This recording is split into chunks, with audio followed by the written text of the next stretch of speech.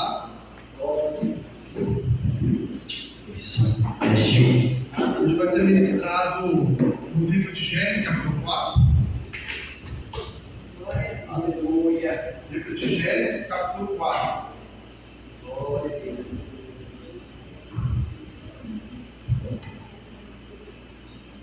Santo é o nome do Senhor. Aleluia.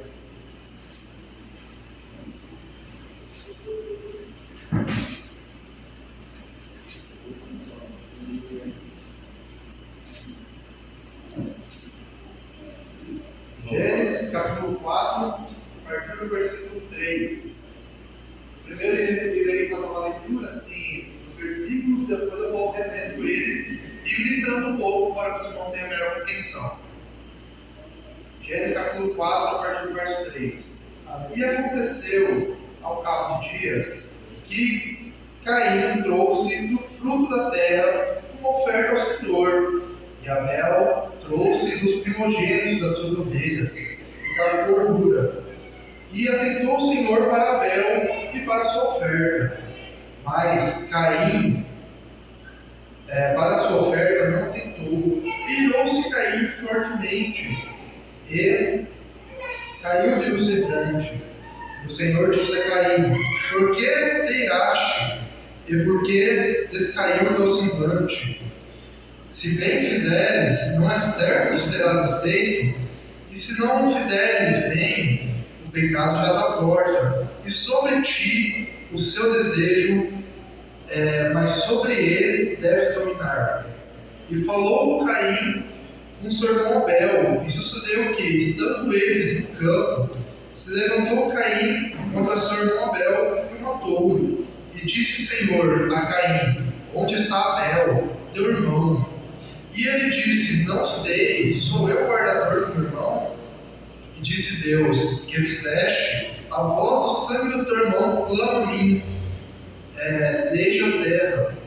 E agora maldito és tu desde a terra, que abriu a boca para receber da tua mão o sangue do teu irmão. Quando lavrares a terra, não te dará mais a sua força, fugindo e vagabundo serás na terra. Então disse Caim ao Senhor: é maior a minha maldade que a possa ser perdoada. Eis que hoje me lanças da face da terra, e da tua face me esconderei, e serei fugitivo e vagabundo na terra. E será que todo aquele que me achar me matará? O Senhor, porém, disse-lhe: portanto, qualquer que matar Caim, 7 vezes será castigado. E pôs-lhe um sinal em Caim, para que não o ferisse qualquer um que o achasse. Eu vou ministrar um pouquinho sobre Caim e Abel e várias lições sobre eles. Porém, vou destacar 5 principais, mas assim, ao longo do texto eu vou falando sobre várias. Eu utilizarei os versículos que nós lemos, utilizarei também o que João falou sobre este episódio, o que Jesus falou sobre esse episódio, e trarei também uma referência do salmista, que tinha uma visão sobre os ímpios, salmista Asaf. Para começar, a primeira lição é: esforço e fé estão ligados. O ser humano, naturalmente, faz tudo esperando algo em troca, seja uma recompensa, seja um obrigado, um reconhecimento. E quando um ser humano ele consegue superar isso, consegue se tornar uma pessoa que faz as coisas sem esperar nada em troca, aí essa pessoa se torna capaz de tocar o coração de Deus. Caim fez a sua oferta esperando que Deus atentasse a ele, que Deus agradecesse a ele pela oferta. Já Abel não. Abel fez o quê? Primeiro, ele se esforçou. Tanto que nós vamos ver nos versículos a seguir, que eu vou reler. Abel, a gente vê um esforço. E a partir do momento que ele se esforçou, ele, de certa forma, deixou sua fé agir. Porque quando ele fez com todo carinho a oferta dele, ele teve fé de que Deus aceitaria a sua oferta. Santo Deus. Aleluia. Então a gente vê a primeira. Santo Deus. Que se a gente quiser agradar a Deus, primeiro a gente tem que se esforçar. Segundo, a gente tem que ter fé de que se a gente fez tudo certinho, buscou dar o nosso melhor, Ele vai se agradar da nossa oferta. Aleluia. Por exemplo, vamos citar alguns exemplos de pessoas que eles se preocupam muito com o obrigado e tal. Uma pessoa chega em você e fala assim: olha, eu ajudei fulano não me deu nem obrigado. Passa alguns dias, ele mudou para a pessoa, fala assim: nossa, eu ajudei fulano não me deu nem obrigado. Esse é o tipo de pessoas que ficam fazendo as coisas esperando algo em troca. Já a gente aprende que quando a gente quer realmente agradar, não é assim. A gente faz sem esperar nenhum obrigado, a gente faz sem esperar nenhuma recompensa, a gente faz porque a gente ama fazer. Por exemplo, a gente não vai abraçar o nosso irmão esperando que ele nos diga obrigado pelo nosso abraço. A gente abraça o nosso irmão porque a gente sabe que assim a gente está abençoando e transbordando o Espírito Santo sobre a vida dele. Aleluia. Podemos observar que Abel, primeiramente, buscou fazer o seu melhor, oferecer o sacrifício a Deus. Ele se esforçou tanto ao ponto de ele ter fé de que sua oferta agradaria a Deus. Podemos observar que a fé foi uma consequência do seu esforço. O que fez Abel ter tanta fé a ponto de Deus se agradar da sua oferta e Caim não? Porque ele foi lá e se esforçou, fez o seu melhor. Como podemos ver em Gênesis 4, versículo 7, se você não tiver aberta pode acompanhar, no versículo 7, se bem fizeres, ou seja, Deus está falando para Caim, se você fizer bem, não é certo que serás aceito?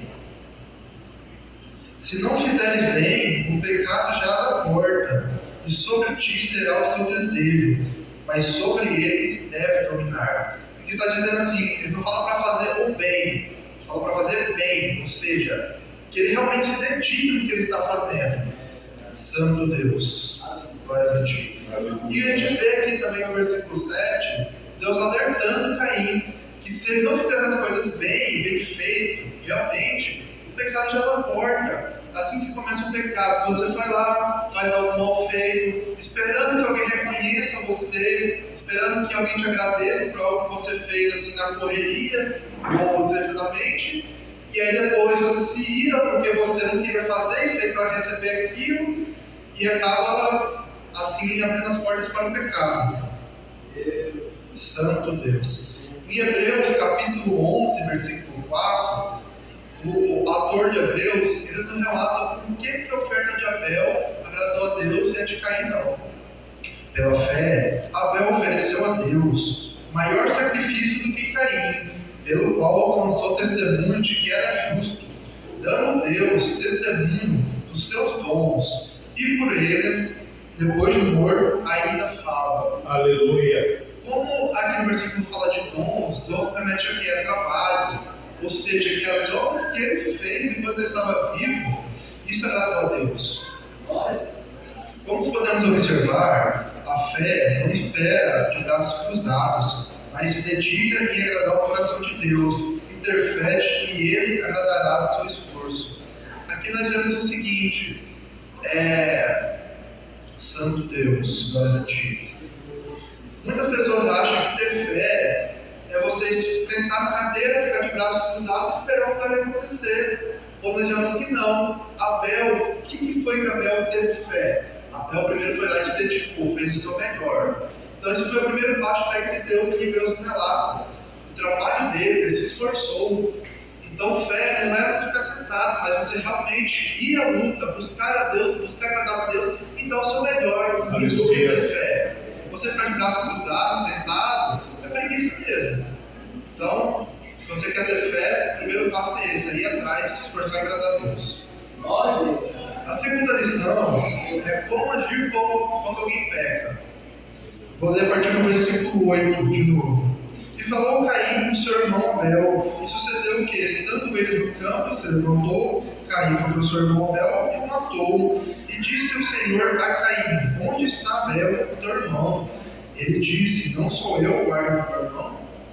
Então a gente vê como que Deus agia quando alguém pecava.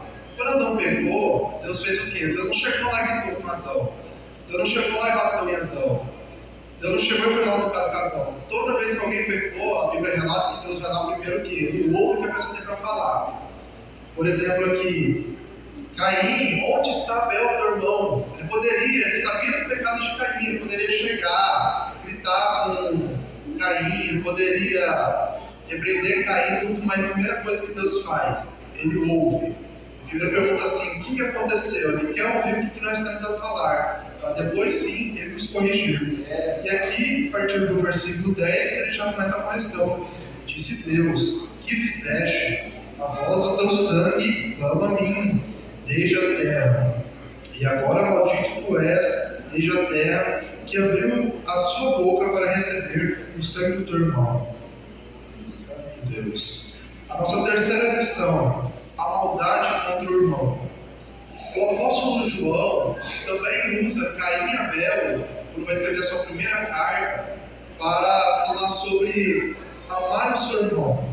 E o que João diz na sua carta? Primeira carta de João, capítulo 3, versículo 11 ao 14. Porque esta é a mensagem que ouviste desde o princípio, que nós amemos uns aos outros, não como Caim, que era do maligno, e matou a seu irmão. E por que causa matou? Porque as suas obras eram más, e as de seu irmão era justa. Meus irmãos, não vos maravilheis se o mundo vos odeia. Nós sabemos que passamos da morte para a vida, porque amamos os irmãos. Quem não ama seu irmão permanece na morte. Então aqui na primeira carta de João, capítulo 3, versículo 11 a 14, o apóstolo João, ele usa Caim e Abel para falar sobre o amor ao próximo, o amor ao seu irmão. Como que nós podemos amar a Deus quando nós não vemos? Se nós não amamos ao nosso irmão que está do nosso lado, que nós vemos, que nós convivemos, que nós abraçamos, que nós oramos, que nós buscamos, que nós cultuamos juntos, que nós almoçamos e jantamos. Santo Deus, glórias a Ti, ó Pai. Santo, Santo, Santo Deus. A quarta lição: o viver. Ele é um lucro ou uma maldição? Agora eu vou ler dos versículos 12 ao 15 de Gênesis capítulo 4. Quando livrares a terra, não te darás a sua força, fugitivo e vagabundo serás a terra. Ou seja, o castigo dele ter matado Abel não foi a morte dele, muito pelo contrário. O castigo que Caim recebeu por ter matado Abel foi ficar vivo. E viver como um vagabundo, ou seja, como se fosse um mendigo. Então Caim disse ao Senhor: é maior a minha maldade do que se possa ser perdoado. Eis que hoje me lançais da face da terra, e da face me esconderei, e serei fugitivo e vagabundo na terra. Será que todo aquele que me achar me matará?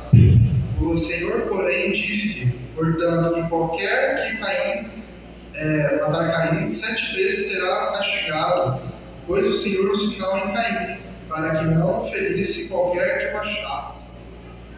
Então, como já citei para os irmãos, o castigo de Caim não foi ser morto, o castigo de Caim foi muito ao contrário. O castigo de Caim era ficar vivo.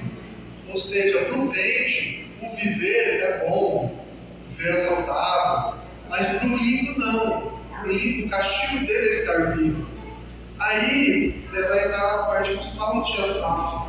No seu Salmo, Asaf escreve bem assim: quanto a mim, os meus pés quase se desviaram, pouco faltou para que escorregasse os meus passos, pois eu tinha inveja dos nécios, quando vi a prosperidade dos ímpios. Porque não há apertos em sua morte, mais firme do que a sua força. E assim, até no dia de hoje, muitas pessoas ficam observando os ímpios, falando assim: nossa, parece que o ímpio ele enriquece mais, parece que o ímpio ele nunca morre, parece que a saúde do ímpio é maior, parece que vaso de luz nunca se quebra. E aí sempre ficam assim, muitos crentes hoje em dia, até hoje, ficam se comparando com a vida dos ímpios, assim como Asaf fez. Porém, nesse salmo aqui, ele reconhece que o que ele estava fazendo estava errado. E assim também é nós. Vamos ver, por exemplo, Caim e Abel. Abel não tinha inveja de Caim, mesmo com a maldade que era no coração dele, a maldade que era no coração dele. Mas em momento nenhum, Abel falava assim: nossa, parece que é mais fácil plantar, parece que a grama dele é mais verde, ou coisa do tipo. Não, muito pelo contrário, era o ímpio que tinha inveja do justo. E assim que tem que ser. Não é você ficar olhando para mim e falar assim, nossa, parece que o ímpio ele quer, o ímpio não sei o que, não sei o que. Não. É o muito pelo contrário. O ímpio que tem que ter inveja do crente. Porque o crente não bebe, não fuma, ele normalmente consegue construir uma família, ele é bem edificado no braço do Senhor. Então, os seus filhos crescem com saúde, devem não utilizarem drogas, por exemplo. O crente, ele é o médico dos médicos, então muitas vezes quando alguém está enfermo, uma causa que o médico não consegue curar, Deus cura, Deus revela, Deus fala com ele, Deus provê dinheiro de onde não tem para você poder pagar suas contas, muitas das vezes. Então, o crente não tem que ficar se tentando para a vida do ímpio, mas o ímpio tem que se tentar a vida do crente. E assim também a nossa vida tem que ser um testemunho. Por exemplo, o ímpio tem que poder ver Jesus na sua vida. Como é que ele vai se atrair a conhecer a Cristo? Se ele não conhece a Cristo, a primeira referência de Cristo que ele tem na terra é a sua vida. Então você sempre tem que estar dando um testemunho, pregando a verdade, a bondade, o amor. Porque se você pregar o ódio, você não vai atrair ninguém para Jesus. Porque a primeira marca de Jesus é essa, o amor. Então sua vida tem que ser um testemunho. Ser justo não é apenas seguir as leis, mas também conta o que está dentro do seu coração. Por isso que antigamente o povo se justificava pela lei. Jesus veio e mudou isso. Agora nós somos justificados pela graça. Por quê? A lei, ela valeu o nosso exterior. E a graça não. A graça valeu o pacote completo. O nosso exterior e o nosso interior. Então muitas das vezes as pessoas cumpriam a lei, se achavam justo, mas seu coração estava doido para matar o seu irmão. Santo Deus. E aqui eu vou ler nos versículos 23 e 24, onde vai dizer a morte de Caim. E disse Lemeque, as suas mulheres, Ada e Zila, ouvi a minha voz, mulheres. Escutai as minhas palavras, porque eu matei um homem por me ferir, um jovem por me pisar. Porque 7 vezes Caim será castigado, mas Lemeque 70 vezes 7. Então, como Caim tentou provocar a própria morte, ferindo Lemeque, ele foi castigado 7 vezes. Já Lemeque foi castigado 70 vezes 7, porque quando ele matou Caim, ele tirou Caim como castigo dele, que era viver como um vagabundo e fugitivo. Santo Deus. E para finalizar, eu gostaria de ler em Lucas 11, a partir do versículo 49.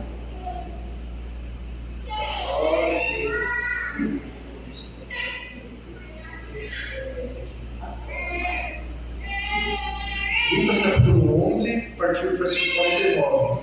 Por isso diz também a sabedoria de Deus: profetas e apóstolos lhe mandareis, e eles matarão uns e perseguirão outros, para que nesta geração seja requerido o sangue de todos os profetas, que desde a fundação do mundo foi derramado, desde o sangue de Abel até o sangue de Zacarias, que foi morto entre o altar e o templo. Assim vos digo, será requerido desta geração.